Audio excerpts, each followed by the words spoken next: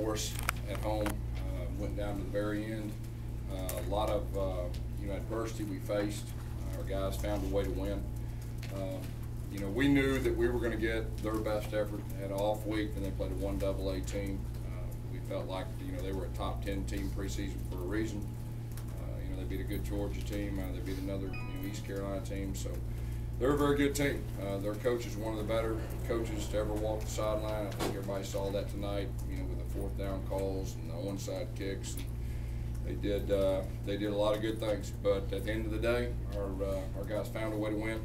Defense didn't play their best, but at the very end they came through and kept them out of the last drive.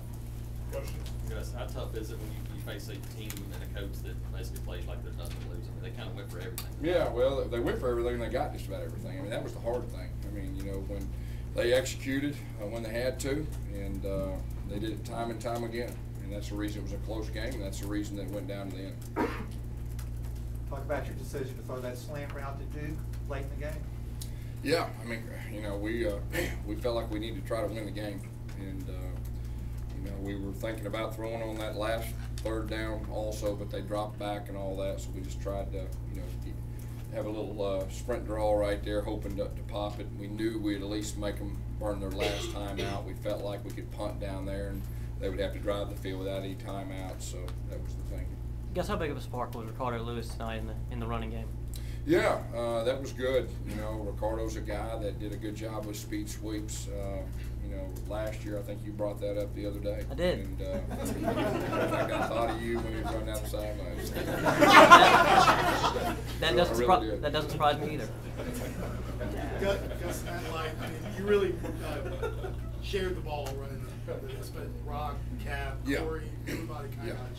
Yeah, Rock is a guy that's coming on, and we have a lot of confidence in him. And those three guys, I thought, did a very good job. I thought our quarterback played extremely well in the read zone.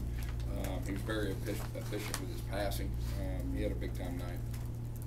Just thought about the offensive line. You had some shuffling and some things. But yeah, our offensive line, I thought, did a very good job. We went into this thing, feeling like that we needed to run the ball. We thought we could have some success with the read zone. Which we did, especially early, and then we mixed in some gap game, and I thought our offensive line, just looking at from the sideline, played well. How much of tonight was Spurrier being Spurrier, or just the defense not playing at 100? Well, I mean, you give them credit, but obviously we didn't play our best on defense. We made some mistakes. I think they went for and fourth down a whole lot, and there wasn't a whole lot of stops right there. But at the end, they came away and found a way to keep out of the end zone at the end. Gus, Brandon Foles has one of the bigger games of his career. Was that by design, or was that the defense not doing it? Yeah, Brandon's been a factor up to this point, but that's what they were giving us. They were rolling extra safety down, and we caught him on a wheel route. And I think we hit Sammy earlier, and we saw that he came open, so we came back and checked that. And, he had a good touchdown catch too. He's a guy that, similar to Jay last year, we had thrown a lot to, and sometimes it gets lost. Was that something you saw kind of in the off-week evaluations that you need to take advantage of? Yeah, there was a lot of different things that we saw.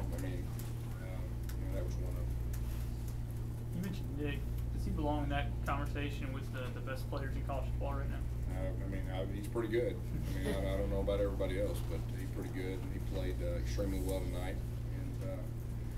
And he's got a pretty good record, starting record too, the last 2 years. And you look at how many ranked opponents we played, and he's probably played as many or more than any of these other quarterbacks everybody talks about. Obviously, Coach Spurrier had a couple of trick plays in his basket, but you brought out a couple of wrinkles to pass to Jonathan Walls, or from Jonathan Walls to Nick. Can you kind of talk about the decision to do that? Yeah, they were playing man-to-man. That's a play that we've had, up and running probably the last month, and we probably repped it, 50 times, so we felt pretty confident, and we got the look that we wanted, and that was a big, third down play. I think it was third down and 9, something like that. Because when a guy has 5 touchdowns against your defense passing, how concerning is it the week ahead when they have that kind of production? Well, obviously we didn't play our best defensively, there's no doubt. They had something to do with it, but, we've got to get ready for next week. Our defense has played well up to this point, and, we'll correct it and, get better. much the first game with the 8-man crew, just kind of what you see from it today. Obviously, you were angry at some calls, it looked like, especially in that third quarter. What was your reaction to the 8-man crew? Yeah, I mean, I really didn't like any other crew, really. About Jonathan Jones tonight there in the red zone. Big time play. That was one of the plays of the game. I mean, you know, we knew they were just going to keep going. Well, they weren't punting, they weren't kicking field goals, and we knew it. They knew it, and everybody knew it. And he made probably the play of the game in the end zone right there. What were you thinking, just as a play caller yourself, seeing Spurrier going for it on 4th down every time? Would you ever do something like that? I don't know. They made it just about every time. I mean, it's frustrating to be on the other sideline, but like I said, I mean, he's one of the best to ever walk the sideline. I mean, you know, when you go against a guy like that, and he's on his A game, and you know, it's tough.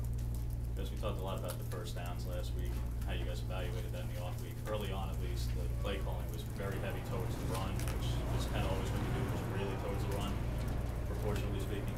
What did you see in the off week? Did you see that you had to do that kind of thing on first? Well, you know, each game that you play, I mean, you try to strategically figure out the best plan.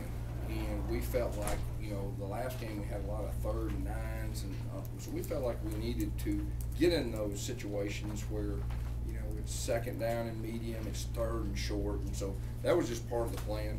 And like I said earlier, I mean, our plan was to run some zone read, and gap them up every now and then too. Anything else?